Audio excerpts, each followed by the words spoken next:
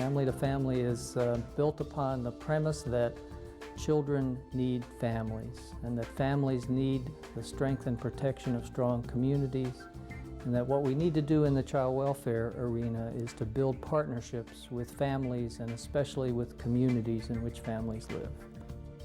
Often when we talk about partnerships and bridging the relationship between communities and public systems, everyone's in agreement. It's a great idea.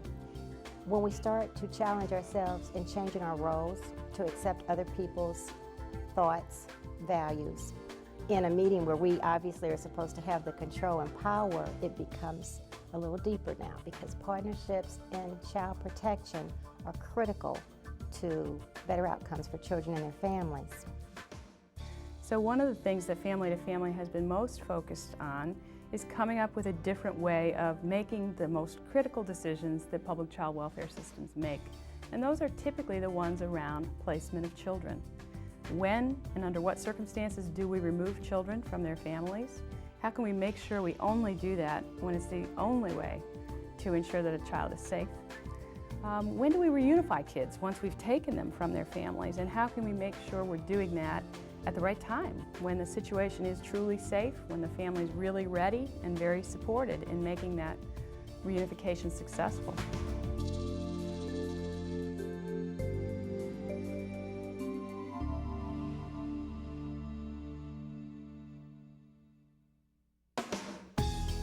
Team decision-making grew out of concerns for the quality and the consistency of placement-related decision-making. It's hard sometimes when a supervisor and a social worker feel like they're making a decision kind of in a vacuum. Whereas with this process, you feel like everybody had a say-so, everybody got to speak their piece, and the decision was made fairly. So whereas a worker and a supervisor might have made those decisions somewhat in isolation before, they really have sort of a backup and a real process that helps guide their decisions. The goal is to make the best possible decision, which is usually dependent on having the maximum amount of information available at the time you've got to make the decision. One of the critical benefits of making a decision in this way is that lots more information tends to come out by bringing this circle of people to a table to share what each of them knows, what each of them feels or thinks about a resolution, especially the family, and then crafting a decision and a plan to support that decision together.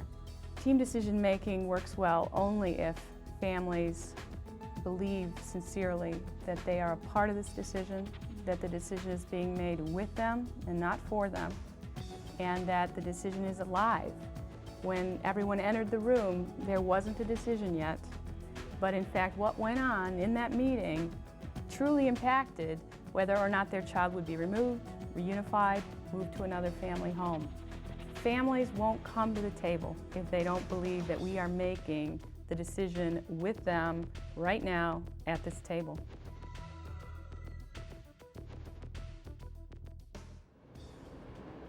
Welcome. Thank you everyone for being here today. My name is Marianne Zatello and I'm a facilitator with our agency. We're here today for what's called a staffing, which is basically a meeting that we have when we gather together as a team with family members and members of our community in order to discuss issues specifically related to possible placement needs of your son, Tony. And any information that we discuss, we do consider to be held private and personal. My role is to ensure that everybody has an opportunity to speak. So before we go any further, why don't we have everyone introduce themselves? My name is Doreen Piazza. I'm from the West Side Community House. I've known the Davis family for quite some time now, and I'm here to be a support to their family. Jamie Davis, I'm Tony's mother. Irvin Davis, I'm Tony's father. I'm Mrs. Myrna Davis, and Irvin is my son, and of course Tony is my grandson. I'm James Lallo, the social worker that was on duty last night at the emergency room. Lisa Stevens-Cutner, I'm the supervisor for the social worker assigned to the family. And I'm Marquita Dorsey, I'm the ongoing social worker assigned to the family. In these meetings, we like to give everyone an opportunity to be heard. Let's see what Ms. Dorsey has to say first. Well, Mr. and Mrs. Davis, I've been working with you for a couple of weeks now surrounding some issues relating to Tony's care and Mrs. Davis, your postpartum depression. The reason why I invited you here today was because I received a report that last night you took Tony into the emergency room with a high fever and a rash. And that's good that you took him in. What happened at the hospital is Mr. and Mrs. Davis came in. Both of them appeared to be intoxicated. They brought Tony in because he had a high fever and a rash. And while there, hospital personnel saw Mr. Davis being very overbearing and very dominant over her, and she told some hospital personnel that she felt very overwhelmed with the care of Tony and that sometimes she felt that she might hurt him. I do have some concerns from last night. It's not unusual after you've had a baby to have postpartum depression, or what they call the baby blues. We're concerned about how that might affect your ability to care for Tony. In addition to that, myself and some of the staff on the floor last night smelled alcohol on both your breaths. That, in conjunction with some of the depression, kind of makes us concerned. In addition to that, we're also concerned about some possible tension in your relationship or how you guys relate with each other. If you have Wait a minute. What does that have to do with our child? You all don't understand. I love my child, my family. I work hard, long hours, just to make sure that they're taken care of. So what if I drank a beer? I'm entitled to drink a beer as long as my child is taken care of, my family is well provided for. He does. He works. Oftentimes, if you attend to some of the family members' feelings of anxiety, or if they may feel upset, and if you can pretty much give them an opportunity to express that, it can be a real turning point for you in that meeting. Because if they feel they are being heard and that they are not ignored, then they can stop and really start to listen and understand a little bit more fully what people that are present have to say. And I feel they also feel as though we are listening to what they have to say.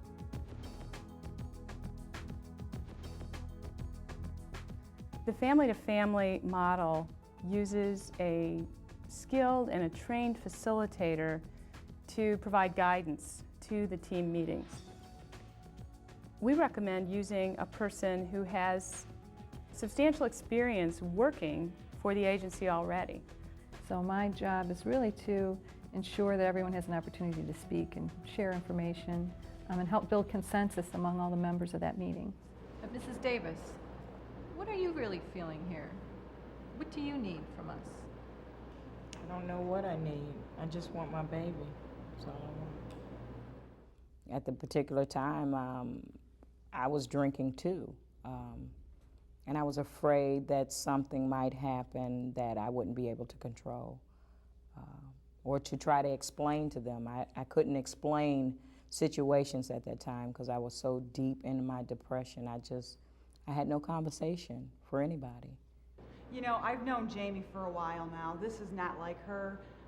She's going through a lot right now. I think if we could all be a little bit more patient with her, she will open up. My role in the meeting with the Davis family, the team decision-making meeting, was to pretty much be there, a support to the family, to hopefully be able to offer some services to the family, which would help to maybe prevent Tony from being removed in the first place, and at the same time to offer some services to Jamie to support her through the things that she's been going through.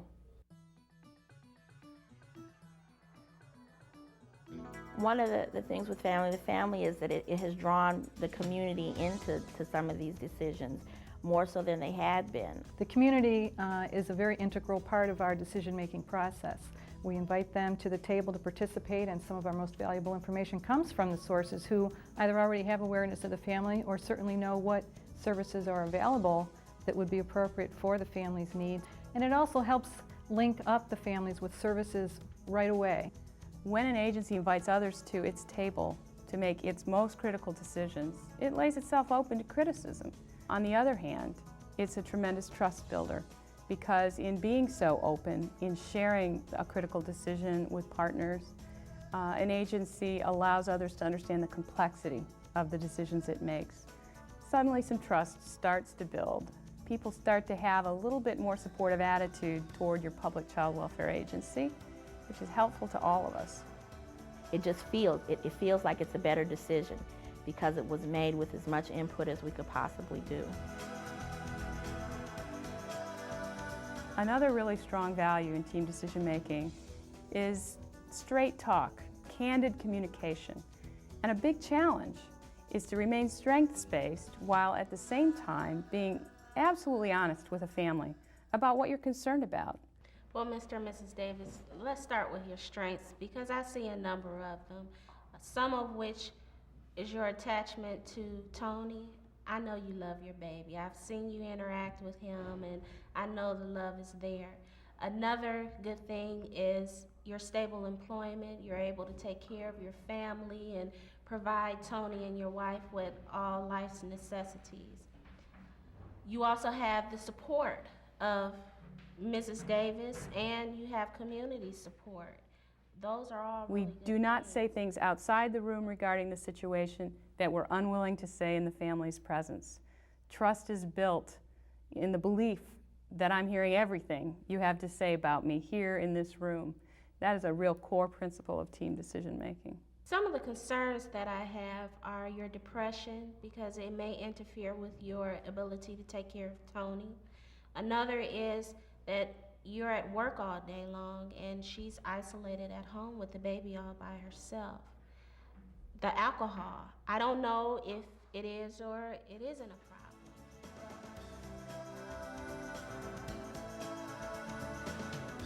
Sometimes family members, if we give them an opportunity to just talk among themselves, they may come up with a decision or an alternative for their child that really fits in with what our ideas may be, but that really they have taken ownership for and maybe they have actually initiated. And those can be some very good decisions for their children.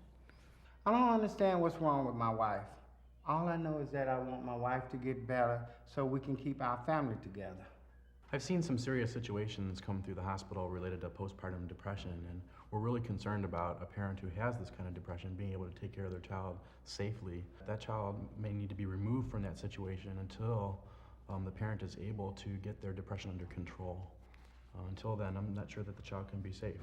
Our first concern is always going to be Tony's safety, but we also have to look at what effect removal of Tony from his parents is going to have on him. We need to look at his bonding with his mother and make sure that we consider all these areas before we look at removing him from the home. Maybe we should think about considering a short-term placement so that Mrs. Davis could focus more on recovering from her depression. Even if today the decision that's made here is to remove Tony from the home, we'll stick together and we will work on reunifying. You know, I'm hearing a lot of important things come up here. On the one hand, I'm hearing the family, you know, has a very strong attachment to their son, obviously, and you obviously love him very much. And I'm also hearing that some members of the community have some concerns about whether or not Tony can be safe at home, and also some support that may be available from the neighborhood as well. So I'm wondering if we were to consider Tony staying in the home with a safety plan, what would that look like? You know, we here at Westside Community House, we offer a lot of services that are supportive for our families from the neighborhood. We don't assume that a really good decision is always to keep the family together or is always to remove a child. A good decision is one that brings in the maximum amount of information, that ensures active participation, a comfort level from the parents that allows them to feel a strong voice in the process. Those are the things that make for a good process. In the end, the agency does own its decision. However, it's a very different message to family and community to undertake that process in a participative fashion. I think some of the benefits of utilizing a team approach to decision making for families is to give them an opportunity to hear, you know, from either the agency's point of view or maybe those in the community who are aware of the family, you know, what their position is and what their feelings are.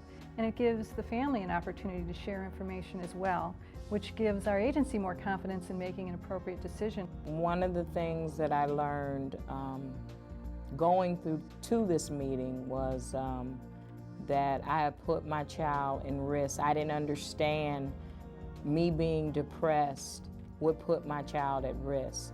The team decision-making meetings are happening more and more now in the community. It's really a benefit for the families. It's close to the families where they live.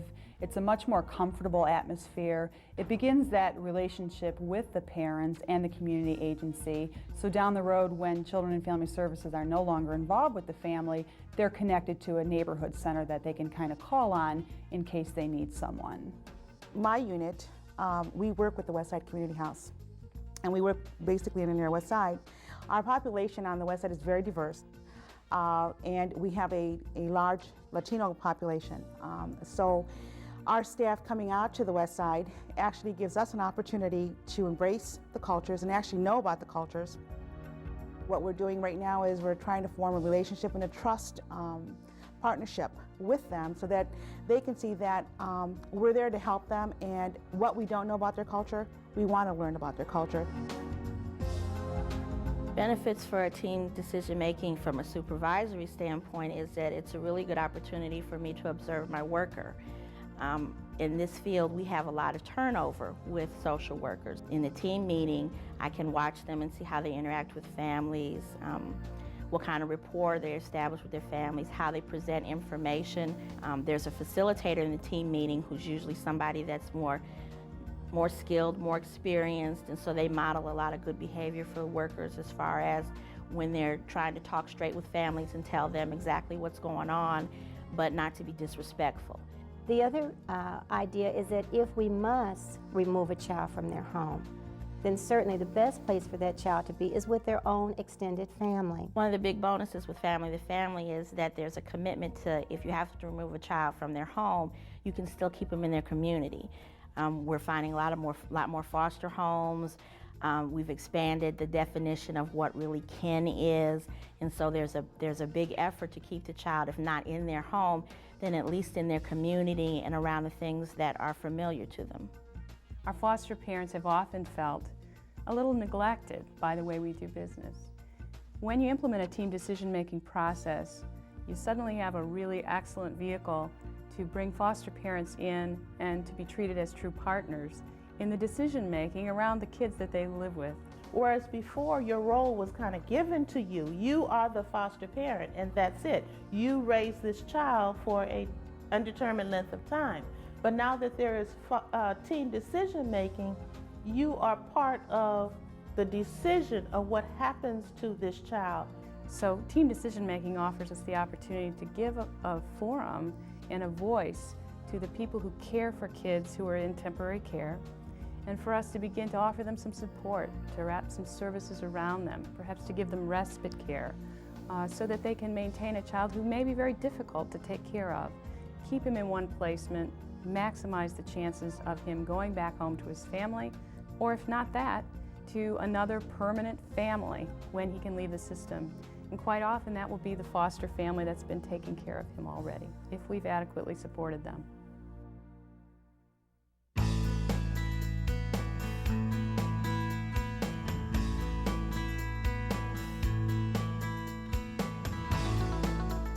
A lot of times, people don't understand the struggles that people go through, and sometimes you have to walk them and hold their hand until they can walk by themselves. And you know, today I can walk by myself. So we want team decision-making to be a strategy whereby we keep the spotlight on every child's need to have a permanent family, get the system out of his life, and let him grow up in a family where he's got a much likelier chance of having a healthy adulthood, healthy parenthood, healthy rest of his life. This whole initiative of becoming more child-focused, family-centered, and community-based in practice means a changing role not only for the public system, but also for our neighborhoods. Together, as partners, we agree that children belong in families, that families need the support of their communities, and that public systems nor neighborhoods can do it alone. It requires all of us to work together.